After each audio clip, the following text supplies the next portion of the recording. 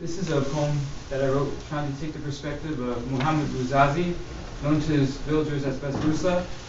Muhammad Bouazizi, or Basboosa, was the man who set himself on fire in Tunisia, protesting corruption.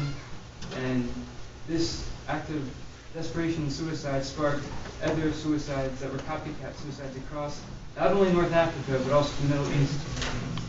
So this is coming from his perspective.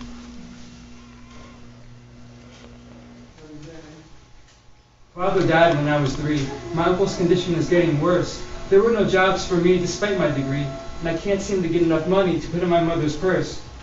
A man's duty is to feed his family. That is a service to Allah. No need to write a sermon if you're doing your job.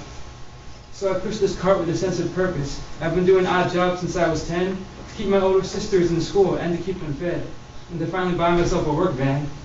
Here comes Basboosa, the villagers would say, looking in my pushcart. Which fruit did you bring today? But ever since I was 10, I've also had to contend with the mean streets of corruption, keeping my head above water.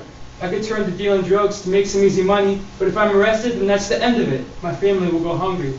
So I chose something humbling. For loans, I've even had to beg. And every time business picks up, the police come knock me down a peg. They see me as a nuisance and push me around, but I'm not a wheelbarrow. I don't have any money with which to bribe.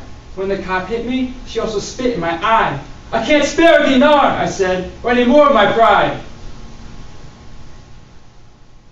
They say my revolution isn't spiritual because it isn't religious. Yet my soul was already on fire before my suicide was committed. They say my revolution isn't spiritual because it isn't religious.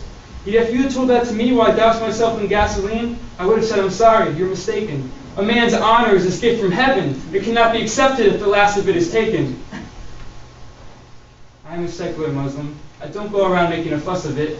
Yet my dignity is no less spiritual because of it. And neither is democracy, for if man has what it promises to offer, jobs, bread, and liberty, then he has his honor. And if you agree with what I'm saying, it doesn't matter which religion you believe in. You have become another sister of mine. You have become a brother. And there's no such thing as heathen. After sacrificing my whole life, for you, this is my final sacrifice. To end years of injustice, and shadows, and silence.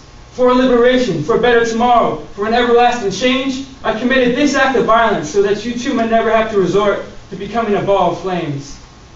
I have become democracy incarnate.